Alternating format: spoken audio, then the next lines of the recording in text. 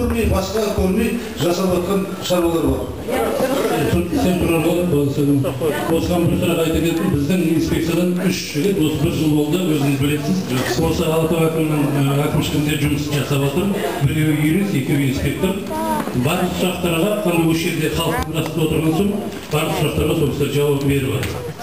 Азаматтар жөнімен түсініп, штрафын төлеп, жерді басып алған мойында бар. Ол қалада біріншіден пропискада да жоқ. Қазақстанның ар жағынан келген азаматтар, қаладағы пропискада басқада тұрған азаматтар алмай аналарға берушілер жаңағы шындық қой оның кезінде келіп алған. Сондай шешім жөнінде ешқандай 4 ауданның бір әкімі ондай шешім беріп көрген жоқ.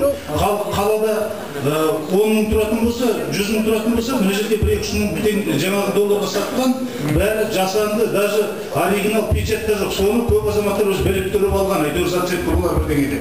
Архивтен подтверждение болатын болса, архивтен жанып келді, подтверждение жоқтығындай справка жоқ.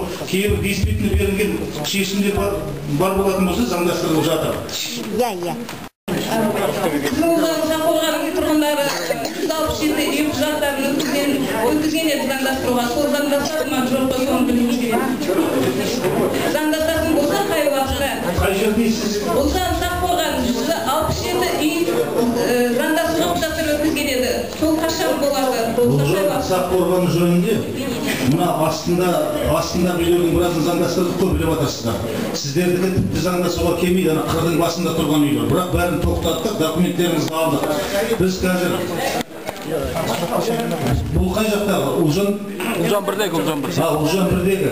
Сіздерден жаңағы министерство культурадан жауабын тосып отырмыз. Жаңағы бізге рұқсат беретін болса, шешеміз. Хатын жолдағанбыз оны. Мен шаңырақ бір ықшамауданның біздің көшеде 10 жас семья кейіннен көшіп келген кейіннен балықтар біздің ауылда келген адамдардың бәрінің үйлерінде сулар бар. Біздің орталық көшеде су өтпейді. Сондықтан біз жаңа көшелердің үйіне ақша төлеп су алып отырмыз. Сол су проблемасы не болады? Қай ауыл дедіңіз? Шаңырақ бір. Шаңырақ бір. Сулар енді жоспарланған бізде 2010-2011 программа бар су жөнінде. Жоқ, ол деген көшім, тура көшім, жанындағы көшімде. Жұмылда көршімізде барында жұмыс барысында жағдай шығар. Біздің қазір кімге тапсырам мен? Жаңа Байрамас Көлбаев деген азамат біледі. Сізге жөнін айтып береді Қожанқұлов екеуі қазір. Қай жерден қағаз рұқсат алатыныңызды? Мен мемлекетке, билікке қарсы түк айтпаймын, мен шындықты айтамын. Сұрағыңызды айтыңыз. Сұрағым былай міне, осындай сөз дау болып жатыр. Бірінші айтатын пакет. Осы істеген жұмыстарымыз көп жақсы. Биліктің осы 7-ші аудан ашам деген ол барлығы дұрыс. Қанша жыл жерді заңдастыра алмай алған, енді 2000-дайды заңдастырған өте дұрыс.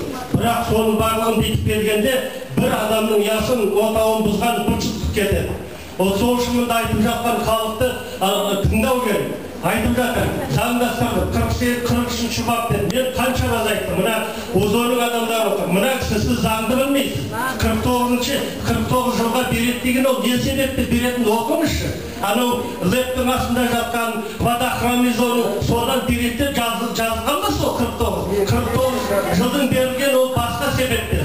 Ол производство егінге нетуге, мал жаюға, мал неткенге соған беріледі. Ал енді мұны айтып жатқан үшінші бап деп айтып жатқан неге заңды бұзып жатырсыздар. Сіз бұзбасаңызда сіздің анау нөкерлеріңіз, жұмысшыларыңыз бұзып жатыр. Оны қалай? Оны түсініктім алу керек, қағаздарын, құжаттарын көру керек, не қанша жыл тұрып жатыр, соның кейін ғана шешім шығару керек. Әйтпесе терезеге өзімді айттым ғой, терезеге келеді, көрсетпей мынау қол қой, қол қоймасаң заңдастырмаймын деп, сөйтіп мәжбүрлеп қол қойдырып жатыр. Соның кейін тағы міне Санарованың жаңа айттыңыз. Санарованың қолында оның түк күнәсі жоқ. Оның қағаздалған болдығы дегенді, соның кейін бір Ринат деген кеңесші бар. Несі әкімнің орынбасары содан алған ол. Соның кейін легализациядан өткен. Соның кейін сізге қағазын тапсырған. Сондағы бір топ адам келіп бар қағазын көрсеткенде аты жөнін айтпай быт-шыт қылып кетті. Бұл немене сұмдық? Ал енді мен прокурор отыр, милициялар отыр, оның алдында бұзғанда. Бұл не то? Милиция неге, полиция неге жүрдесі? Ол біздің адамымызды, онда сен прокурор мен полиция олдай бандиттар неге ұстамайсыңдар сол? Аты жолын айтпай, аты жолында бұзып жатқан жер. Неге солай болмайды? Сол үшін менің сұрағым, осы 43-ші баппен осы адамдарды қанша зорлайсыңдар? Екінші, сол әлі бандит қылмыс топты неге осы сіздің артыңыздан жүреді? Олар дұрыс адамдарды неге қағазын көрсетпейді? Мен міне полиция, мен әкімнің орынбасары, мен ұзаның мынандай пәлен немене, қандай құжатым бар, көрсет. Соның кейін, оның алдында неге нетпейді? Соның кейін міне, мен бір жағынан шыққаным депутаттар отыр. Кім істеген бұлардың бір пәле болды? Олар сіздерге түк айтпайды. Бір кім бәрі қоқыр-соқыр жинайтын ту ашып ап. Міне әлі апайлар отыр.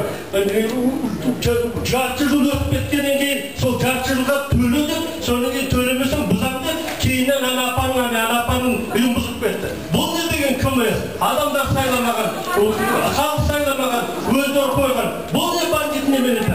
Соның өтіп көріп, сол үшін пакет сұрайтынымыз, сондай көп жақсылықпен, мынандай жамандықпен быт-шыт қыласыз өзіңіздің жақсы деп жатқан жұмыстар. Жақсы, мен өз білем, заңмен жұмыс жасап отырмын. Заңмен жасайық бағы.